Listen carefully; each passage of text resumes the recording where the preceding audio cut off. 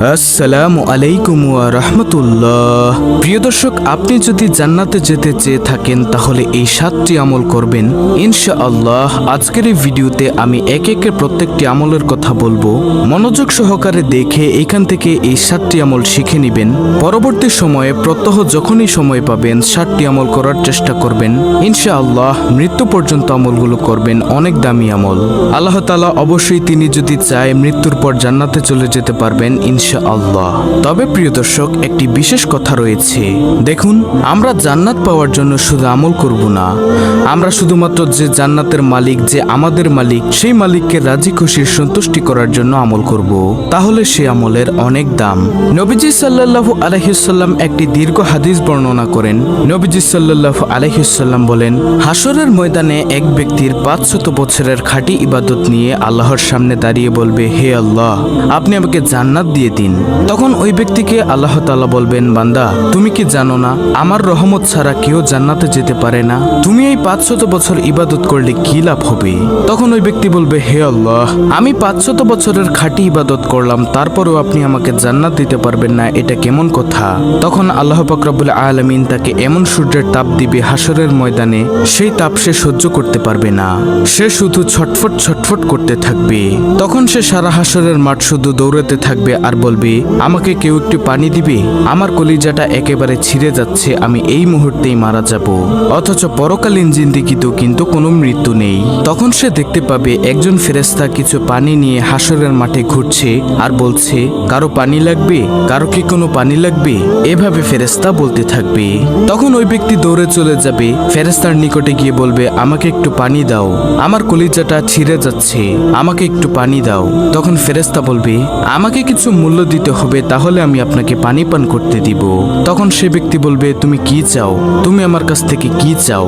আমার কাছে শুধু 500 বছরের খাঁটি ইবাদতই আছে, এছাড়া আমার কাছে টাকা পয়সা তো কিছুই নেই, তোমাকে আমি কি দিব? তখনই ফেরেশতা বলবে, বাহানা করে বলবে যে, আপনি যদি আমার কাছ থেকে পানি পান করতে চান তাহলে আপনাকে আপনার 500 বছরের ইবাদত আমাকে দিয়ে দিতে হবে। তখন ওই ব্যক্তি বলবে, তুমি আমার 500 বছরের ইবাদত নিয়ে যাও, তারপরও তুমি আমাকে এই পানির পিপাসা থেকে একটু দয়া করো, আমি যেন এই পানির পিপাসা দূর করতে পারি, আমাকে একটু পানি পান করতে দাও।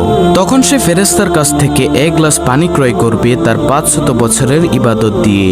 এবার সে খালি হাতে একেবারে শূন্য অবস্থায় মহান মালিকের দরবারে গিয়ে সেজদায় পড়ে যাবে, হে আল্লাহ, আমার আর বুঝতে বাকি নেই, আপনার রহমত ছাড়া কেউই জান্নাতে যেতে পারবে না। যে যত বড় আমলওয়ালাই হোক না কেন, আপনার রহমত অবশ্যই লাগবে।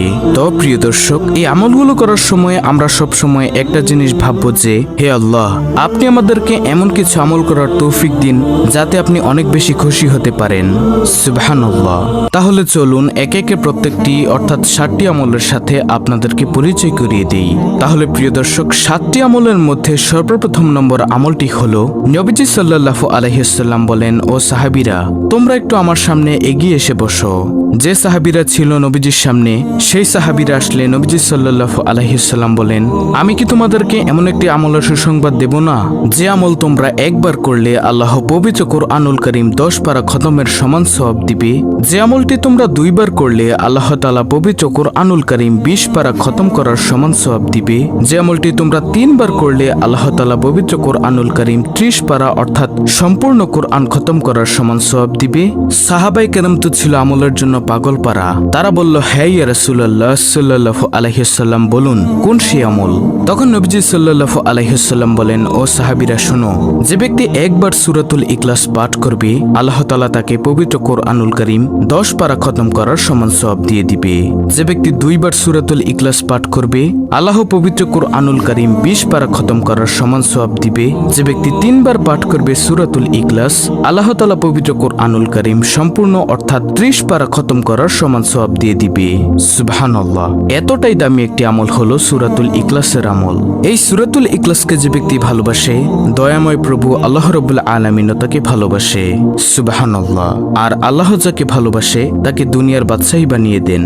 আল্লাহু আকবার। তাহলে এটি গেল প্রথম নম্বর আমল, সূরাতুল ইখলাস পাঠ করা। তারপরে প্রিয় দর্শক, দ্বিতীয় নম্বরে যে আমলের কথা বলবো সে আমলটি হলো, নবীজি সাল্লাল্লাহু আলাইহি ওয়াসাল্লাম একদিন সাহাবীদেরকে বললেন, আমি কি তোমাদেরকে এমন একটি আমলের সুসংবাদ দিব যে আমল যদি তোমরা করতে পারো তোমাদের আমলের ওজন, আমলের দাম হাসরের মাঠে অনেক বেশি বেশি হবে? তখন সাহাবীরা বললেন, হে ইয়া রাসূলুল্লাহ সাল্লাল্লাহু আলাইহি ওয়াসাল্লাম, বলুন কোন সেই আমল, আমরা শুনতে চাই।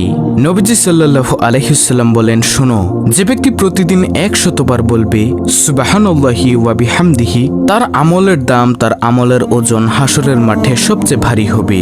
তখন সাহাবীরা উল্টো প্রশ্ন করলো, ইয়া রাসূলুল্লাহ সাল্লাল্লাহু আলাইহি ওয়াসাল্লাম, অন্য কারো আমলের দাম কি এর চেয়ে বেশি হবে না? তখন নবীজি বললেন, হ্যাঁ, ওই ব্যক্তির আমলের দামই এর চেয়ে বেশি হবে যে ব্যক্তি এই সুবহানাল্লাহি ওয়া বিহামদিহি 100 বার থেকেও বেশি পরিমাণে পাঠ করবে। আল্লাহু আকবার। প্রিয় দর্শক, এতটাই দামি একটি আমল হলো সুবহানাল্লাহি ওয়া বিহামদিহি বলা। তাহলে প্রতিদিন আমরা কমপক্ষে 100 বার হলেও সুবহানাল্লাহি ওয়া বিহামদিহি পাঠ করব ইনশাআল্লাহ, অথবা এর চেয়েও বেশি পাঠ করার চেষ্টা করব।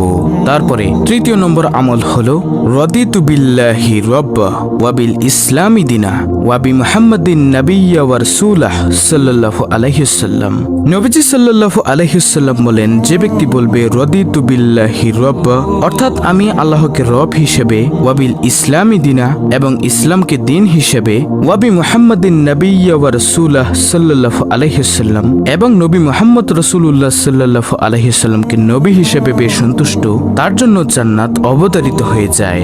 তাই প্রিয় দর্শক, যদি জান্নাত পেতে চান তাহলে এই আমলটিও করবেন ইনশাআল্লাহ। রাদিতু বিল্লাহি রাব্বা ওয়া বিল ইসলামি দিনা ওয়া বি মুহাম্মাদিন নাবিয়্যা ওয়া রাসূলাহ সাল্লাল্লাহু আলাইহি ওয়াসাল্লাম, এই দোয়াটি পাঠ করবেন। তারপরে চতুর্থ নম্বর আমলটি হলো আয়াতুল কুরসি বেশি বেশি পাঠ করা। আয়াতুল কুরসি হলো সূরা বাকারার 255 নং আয়াত। প্রিয় দর্শক, আপনি কি জানেন আয়াতুল কুরসির কত ফজিলত? যে ব্যক্তি প্রত্যেক ফরজ সালাতের সালাম ফিরানোর সাথে সাথে আয়াতুল কুরসি পাঠ করে, মৃত্যু পর্যন্ত পাঠ করা এটি অব্যাহত রাখে, তাহলে তার জান্নাতে যাওয়ার পথে একমাত্র বাধা হলো তার মৃত্যু। অর্থাৎ মৃত্যুর সাথে সাথে আল্লাহ তাআলা তাকে জান্নাতের আরাম আয়েশের সুযোগ তৈরি করে দিবেন।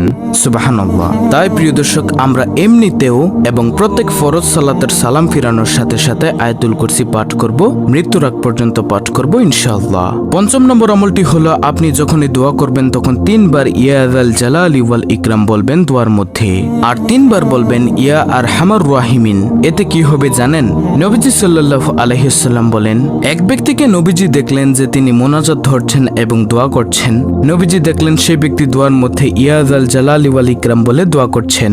তখন নবীজি সাল্লাল্লাহু আলাইহি ওয়াসাল্লাম ওই ব্যক্তিকে বললেন, তোমার আজকে আল্লাহর দরবার থেকে যা চাওয়ার আছে তা চেয়ে নাও, কারণ তুমি এমন একটি বাক্য বলেছ যে বাক্য দ্বারা দোয়া করলে আল্লাহ তাআলা সেই দোয়া খালি হাতে ফিরায় না, আর সেই দোয়াটা হলো ইয়া যাল জালালি ওয়াল ইকরাম। এছাড়াও নবীজি সাল্লাল্লাহু আলাইহি ওয়াসাল্লাম বলেন, ও উম্মত, যখন মোনাজাত ধরো তখন 3 বার ইয়া আরহামার রাহিমিন বলিও, এতে তোমার সব দোয়া মোনাজাত আল্লাহ তাআলা অবশ্যই কবুল করবেন ইনশাআল্লাহ। তারপরে ষষ্ঠ নম্বর আমল, যখনই আপনারা সুযোগ পাবেন আপনারা কয়েকটি জিকির করবেন, যেমন সুবহানাল্লাহ, আলহামদুলিল্লাহ, লা ইলাহা ইল্লাল্লাহ, আল্লাহু আকবার। প্রিয় দর্শক, এই জিকিরগুলোর যে কতটুকু ফজিলত সেটা আমি প্রায় প্রত্যেকটা ভিডিওতেই বলে থাকি। এই জিকির সম্পর্কে আপনি এই চ্যানেলের মধ্যে অধিকাংশ ভিডিওই পাবেন। এই জিকিরের আমল এবং ফজিলতের কথা বলতে গেলে ভিডিও অনেক বড় হয়ে যাবে। তাহলে আপনারা এই 4টি জিকির প্রতিনিয়ত পাঠ করবেন ইনশাআল্লাহ। তারপরে সপ্তম নম্বর আমল, নবীজি সাল্লাল্লাহু আলাইহি ওয়াসাল্লামের উপর দুরূদ পাঠ করা। যে কোনো দুরূদ, যেমন দুরূদে ইব্রাহিম অথবা সবচেয়ে ছোট দুরূদ সাল্লাল্লাহু আলাইহি ওয়াসাল্লাম। এছাড়াও দুরূদ সম্পর্কিত অনেক ভিডিও আছে আমাদের চ্যানেলে, আপনি চাইলে দেখে নিতে পারেন। তাহলে প্রিয় দর্শক, আল্লাহর ফরজ বিধানগুলো পালন করার পাশাপাশি, অর্থাৎ নামাজ, রোজা, হজ, যাকাত এগুলো আদায় করার পাশাপাশি আপনি এই 7টি আমল প্রতিনিয়ত করবেন ইনশাআল্লাহ। আল্লাহ তাআলার দয়া ও রহমতে আপনি জান্নাতের ভাগীদার হতে পারবেন। অত্যন্ত গুরুত্বপূর্ণ একটি ভিডিওটি ভালো লাগলে অবশ্যই চ্যানেলটিকে সাবস্ক্রাইব করে পাশে থাকা বেল বাটন অল বাজিয়ে দিবেন। ভিডিওটিতে একটি লাইক দিবেন এবং কমেন্টে আমিন লিখবেন, এবং অন্য মুসলিম ভাই বোনদের কাছে ভিডিওটি শেয়ার করে দিবেন যেন তারাও দেখে শিখে আমলটি করতে পারে। আল্লাহ রাব্বুল আলামিন আমাদের সকলকে উপরোক্ত 7টি আমল করার তৌফিক দান করুন। আমিন।